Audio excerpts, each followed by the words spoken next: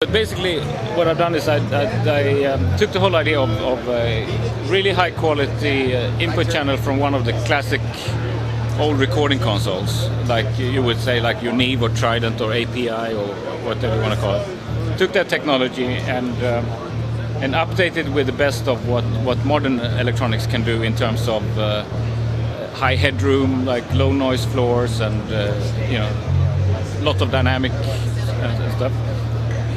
And basically made the most uncompromising bass amp you can make. Actually, like there's no compromises in this in terms of like doing stuff cheaper for the production cost or anything. It really is to create the best possible bass amp there is. And it's very simple actually in the layout. It's a really great input stage with lots of gain. It actually says 60 dB, but we're going to change it because we actually have 70 dB gain on it. So basically you can use it as a mic pre if you want. So it really has all that gain.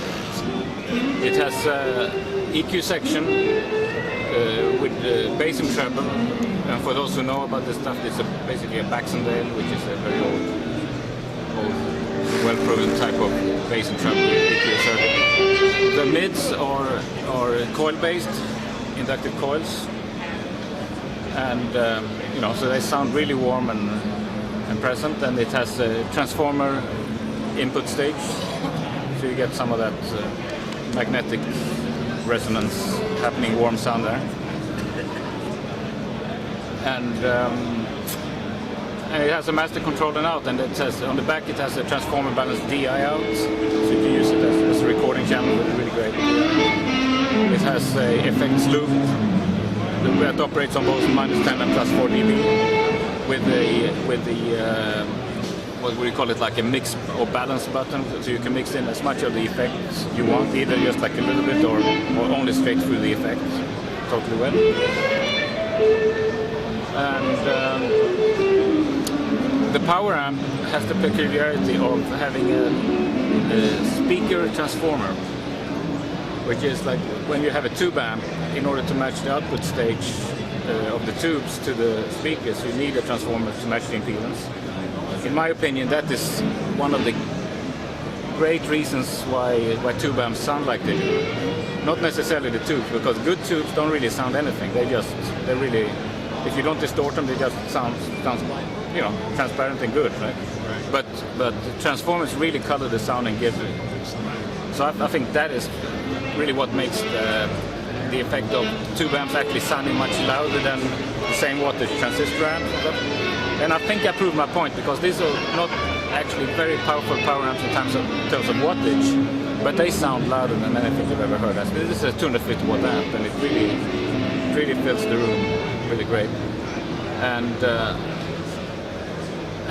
the sound of these things is that you have something that I would call like a really defined, focused sound, like that really cuts through just about anything, but without being mid-rangey and harsh. So it sounds, you really hear the note. Normally with bass amps, I get what I call the fog of bass. It's just like omnipresent, undistinguished kind of bass noise that just envelops you. But you don't actually really hear the notes. You can't really tell. But with this amp, it really is like you hear the note. It's really clear, basically. So when did you start working on this project? 20 years ago. 20 years ago. So I mean, basically, this has been my idea for 20 years. But I never actually got somebody to be serious about doing it, because as soon as I started talking to manufacturers about doing this, they looked at the cost sheet and they said, "Oh no, we can't do this. This is going to cost too much." And luckily, Hans Peter of Warwick said, like, "I don't care. Let's do the best bass amp as possible." So where are they made actually? In Germany. Germany. And they're hand-built. The coils for the EQs are, of course, hand-wired. Everything in there everything that is a coil in it, like the transformers and everything, is housed in new metal buckets. So you won't have any. This is two of these. Okay. This is just like a mono amp, and this is exactly the same thing.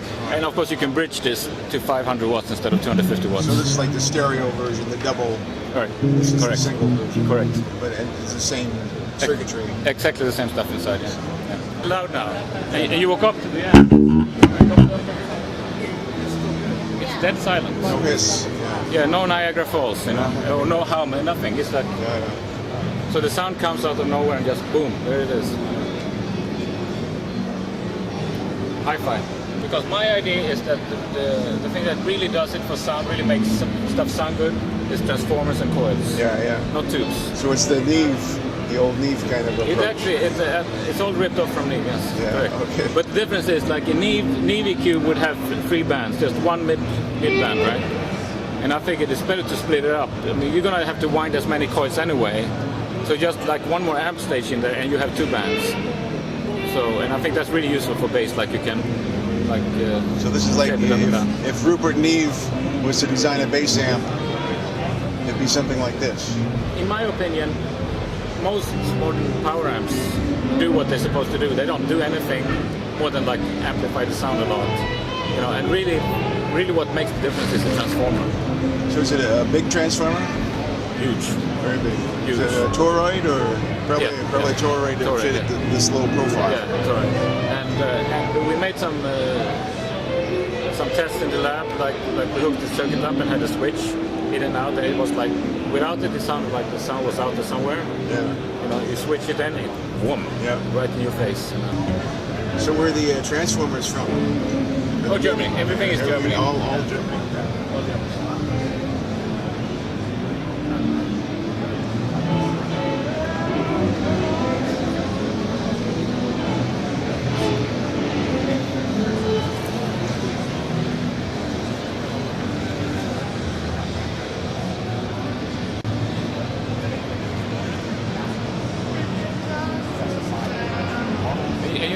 Another great thing about having the transformers on the speakers is that the transformer actually protects the power amp, you know.